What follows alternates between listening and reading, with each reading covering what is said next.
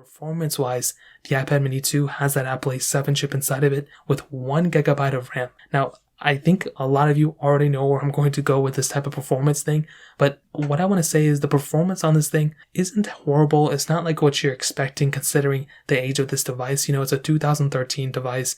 I don't think anybody's expecting this thing to be a MacBook replacement of this day and age, or even an iPad 7th generation replacement. This thing at the time was something that was a smaller version of a lot of tablets that came out. And I think for the most part, this is actually a pretty decent iPad in terms of the performance when you consider the age, the price tag, and all that stuff. Now, as stated before, I would not recommend anybody using this type of iPad in this day and age. It just does not make any sense in terms of the performance standpoint. But if you had to use this thing and you were a student or you were somebody who wanted to use this thing as a media device, I think you could probably get by. As stated before in the software segment, a lot of these apps are still being updated through the App Store. So if you're a student, Google Docs, Google Sheets, those type of things are still going to be accessible on the iPad mini. If you're somebody who wants to download Netflix or play some games, you're not going to have that great of an experience. It's going to be very slow and very choppy, but you're still going to be able to do it. So if you're not somebody who's super picky, or if you're not somebody who wants,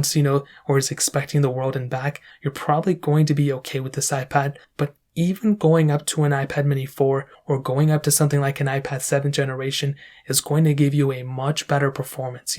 Those are not even that much more expensive than this one, and it's going to be giving you a much better experience. So that's kind of what I would tell you. Again, I guess if you had to use the iPad mini 2, go for it, but the newer iPads are definitely a far better experience. Not even the newest ones. Like I said, the iPad mini 4 or the iPad 7 generations, those are going to be giving you extremely good experiences as well. So in terms of performance, that pretty much covers it up.